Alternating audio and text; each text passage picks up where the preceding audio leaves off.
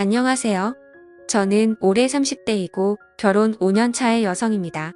남편과 저는 사회생활을 하다가 만나게 되었어요.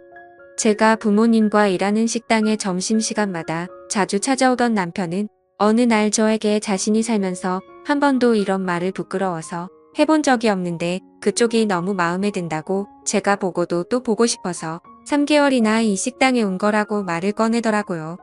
저는 진짜 몰랐거든요. 남편 회사 근처에 있는 식당이라 그저 자주 오는 남편을 보고 우리 식당 밥이 입맛에 맞는가 보다라고 생각을 했었죠. 남편은 근처에 번듯한 회사를 다니고 있었습니다. 저는 대학을 졸업하긴 했지만 사실 그렇게 좋지 못한 대학이었고요. 딱 봐도 남편은 이미지가 연봉 높은 대기업에 다닐 것 같아서 없지 않아 좀 부담스러운 것도 있고 갑작스러운 말에 저는 생각 좀 해보겠다는 말을 하였습니다. 그 이후 남편은 처음이 너무 힘들었지 저에게 마음을 표현한 이후부터 더욱 안달이 났는지 이제는 점심이 아니라 저녁까지 찾아와서 매일 같이 한 번만 자기랑 데이트하자고 졸라댔었습니다. 결국 저의 부모님도 알게 되시고는 너털웃음을 지으시면서 그래 저렇게 매달리는데 한 번은 만나 줘보라고 말씀하시며 저 사람이 어떤 사람인지 기회는 줘도 되지 않겠냐는 말에 저는 기회는 무슨 그저 너무 잘난 사람이라 내가 나중에 까일까봐 걱정이라는 말에 부모님이 쓴웃음을 지으시더군요. 그렇게 남편의 성화에 못 이겨 데이트를 시작하게 되었습니다. 남편은 제가 생각했던 것보다 더 대단한 사람이었습니다. 그냥 식당 근처가 회사촌이라 회사 직원인 줄 알았던 남편은 회사 직원이 아니라 알고 보니 한 회사를 이끌어가는 대표더라고요. 물론 직원이 아직 8명밖에 없는 조그마한 스타트업 회사 대표라고 그리 큰 것도 아니라는데 월 매출이나 순이익은 들을수록 제가 상상도 못 해본 수준이었고 학교 또한 명문대를 졸업한 남자였습니다. 그래서 첫 만남 이후에 집에 와서 곰곰이 생각하다가 진짜 이건 아닌 것 같다고 자기와 너무 차이가 나서 부담된다니까. 밤에 남편은 저를 찾아와 손을 붙잡고 잠시 끌고 나가더니 저에게 이렇게 말하였습니다.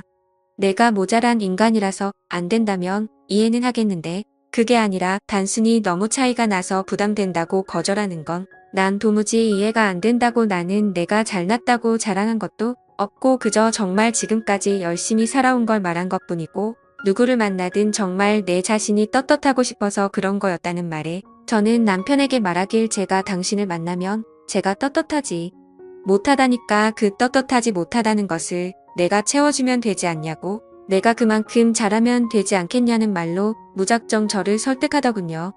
저는 그런 남편의 끈질김도 끈질김이었지만 그렇게 자꾸 매달리니 가랑비에 옷 젖는 줄 모른다는 말이 맞는지 어느새 남편에게 정이 들어버려서 끝내 사귀게 되었습니다. 솔직히 사귀면서 제 속마음은 내심 그저 저를 한두 달 만나다가 지치게 되면 금방 헤어지겠지라는 생각을 했지만 생각과 다르게 저희는 1년이라는 시간을 만나게 되었고 남편은 저에게 프로포즈까지 해서 결혼까지 하게 되었습니다. 남편은 자기가 입 밖에 내뱉었던 대로 여자들한테는 숙맥인 수준이라 처음 본 여자한테 말 건다는 건 진짜 상상도 못할 수준이었지만 책임감이 엄청 강해서 자기가 한 말은 반드시 지키려고 하는 노력하는 남자였습니다. 이런 남편의 좋은 성격이 결혼을 하고 나서 저에게 엄청난 스트레스가 될 줄은 결혼할 때까지만 해도 저는 전혀 몰랐습니다. 남편은 자신이 전셋집도 있고 그냥 저보고 몸만 들어와서 살라고 청혼했는데 그게 어디 말처럼 쉽나요?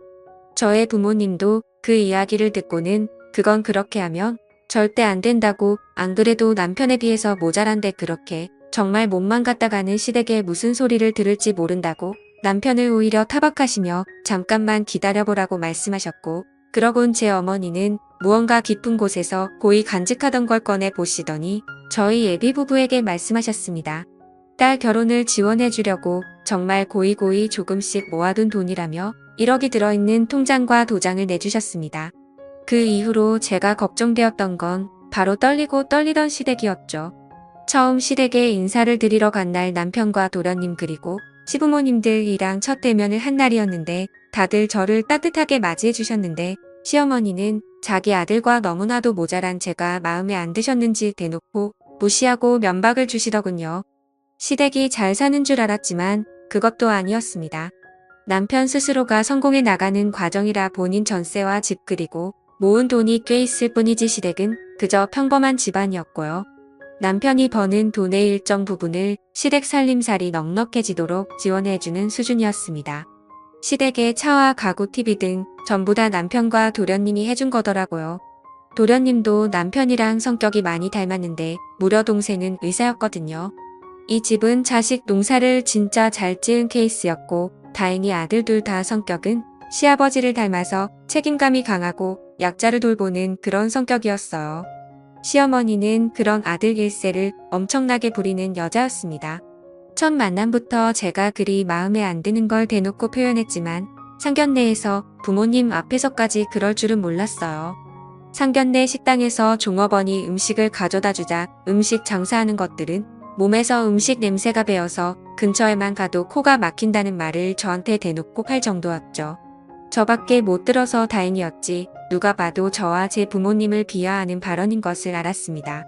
제가 너무나도 서운해서 나중에 그런 사실을 남편에게 말하자 남편은 제가 잘못 들었겠지라며 믿질 않더군요. 자기 엄마가 돈은 좀 밝혀서 그렇지 그런 경우 없는 소리를 하시진 않을 거라면서요. 그래서 저는 시어머니의 발언에 대해서 제가 잘못 들은 거라고 세뇌했습니다. 그렇게 결혼을 하고 나서도 저는 부모님 식당에 나가서 일을 하자 시어머니는 어느 날 저를 불러서 언제까지 그 부엌대기 같은 천한 일 계속할 거냐며 그것도 자기 아들 회사 근처에서 직원들한테 부끄럽게 뭐 하는 짓거리냐며 저를 보자마자 소리를 질러대더군요.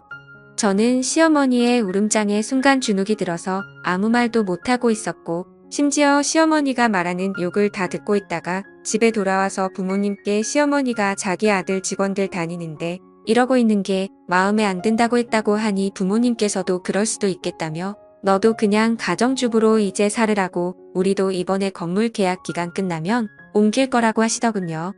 사실 저 때문에 옮긴 거였죠. 남편은 그 사실을 알고는 저의 부모님을 찾아가 말리려 했지만 막무가내로 진짜 부모님은 이사를 가셨습니다. 그때부터 저는 부모님 가슴에 못을 박았나 봅니다. 남편은 이왕 이렇게 된 거 그냥 저보고도 애 낳고 집에서 아이 육아에 힘써주면 훨씬 더 좋겠다며 자신이 더 열심히 일하겠다고 했습니다. 그렇게 제가 일을 안 나가게 된 남편은 빠르게 아이를 가지고 싶어 했고 그렇게 저는 2달도 채 지나지 않아서 아이를 임신하게 되었습니다. 근데 제가 집에서 쉬고 있는 게 그리 못마땅한지 그때부터 시어머니가 저를 매일같이 불러대더군요. 저희 집에서 시어머니 집 가려면 나름 거리가 있는 1시간 거리인데 그걸 하루 이틀도 아니고 매일같이 불러대서는 저에게 말하길 더 잘하는 일이나 한번 해보라고 말을 하더군요. 그게 무슨 말씀이시냐니까 시어머니는 저에게 짜증난다는 표정으로 얘가 왜 이리 말귀를 못 알아들어 음식 만들고 청소하고 그게 너가 식당에서 하던 거잖아라고 소리를 지르며 저를 그때부터 자기 신모처럼 부려먹기 시작하더군요. 그렇게 차비조차도 안 주면서 줄곧 불러내서 저를 막무가내로 부려먹었습니다. 그래도 배가 부르기 전까진 참았는데 어느덧 임신한 배가 점점 불러오고 제가 점점 몸이 무거워서 아이 때문에 몸도 무겁고 겁이 난다고 집에서 좀 쉬고 싶다고 말을 해도 시어머니는 저한테 소리를 질러대며 지금 시어머니 말 무시하냐고 그깟 애 하나 배웠다고 요새 떠는 거냐고 누구는 애 안 낳아봤냐고 꾀병 부리지 말고 당장 튀어오라는 말에 어쩔 수 없이 끙끙대며 몇 번 더 가게 되었고 뒤늦게나마 남편이 그 사실을 알고 시어머니랑 대판 싸운 걸로 합니다. 그 이후로 시어머니는 제가 출산하기까진 안 불렀지만 남편에게 요구하는 게 한두 가지가 아니었어요. 매달 남편이 200만 원이나 용돈을 시어머니한테 챙겨주는데도 불구하고 생일이면 명품백을 받고 싶다는 등 누구 가족이 이번에 1,000만 원 들여서 하와이 여행을 갔는데 그렇게 좋았다는 등 비행기에서도 좌석 등급 중에 퍼스트 클래스가 그렇게 좋다면서 남편을 계속 압박하는데 저는 문득 아직도 기억나는 게 저랑 남편 아들은 저렴한 이코노미 좌석을 타고 어머니 아버지만 그 비싼 돈 있어도 타기가 부담된다는 1,000만 원도 넘는 퍼스트 클래스 좌석을 끊어들여서 유럽 여행을 간 적이 있습니다. 시어머니는 처음 퍼스트 클래스 좌석을 타고더니 앞으로 자기는 싸구려 저렴한 좌석은 못 타겠다며 좁디 좁은 이코노미 좌석을 타고 온 저희 부부에게 어찌나 자랑을 하는지 진짜 배알이 꼴리더라고요. 남편이 버는 돈을 마치 자기 주머니처럼 생각하며 남편을 만날 때마다 수시로 요즘 돈은 얼마나 들어오는지 물어보던 시어머니. 지금 다시 생각만 해도 치가 떨립니다. 압니다. 제가 얼마나 바보 같은지요. 돈 버는 남편이 그렇게 가만히 있는데 제가 시어머니랑 머리끄덩이 잡고 그렇다고 싸울 순 없었어요. 아니 미련하고 바보라서 용기가 안 났었던 게 맞았습니다. 그렇게 5년을 살았는데 둘째 도련님께서 드디어 장가를 가시게 되었습니다. 상대방은 도련님과 같은 의사라고 하더군요. 저희 둘째 도련님도 바보라고 해야 될지 착하다고 해야 될지 자신이 의사가 돼서 버는 모든 돈을 모두 시부모님께 맡기고 그 통장을 알고 보니 시어머니가 다 관리했다고 하더군요. 웃긴 게 결혼할 때 이 미친 시어머니가 그 둘째 도련님의 돈을 다 써버려서 집안이 아주 발칵 뒤집히며 난리가 났었죠. 뭐 시어머니 말로는 주식 투자한다고 어디 넘어가서 묻어놨는데 지금 5분에 한 토막이 되어서 뺄 수가 없다며 난리치는 시어머니에게 시아버지가 이혼한다고 소리 지르고 집안이 아주 개판 난리가 났었습니다.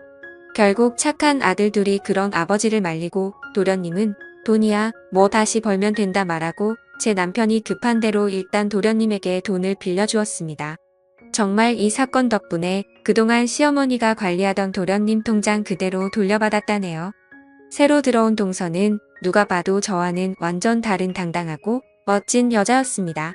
정말 저 같은 여자랑은 차원이 다른 본인 자신에 대한 자신감이 매사에 넘치는지 기죽지도 않고 자신감 있게 답변을 다 했고 시어머니는 그런 동서가 마음에 안 드는지 동서가 나가고 나서 이죽이면서 한다는 말이 어디 어린 것이 새파랗게 눈을 뜨고 또박또박 말대꾸를 하냐며 혼잣말을 하는데 참 진짜 자기 꼴을 모르더군요.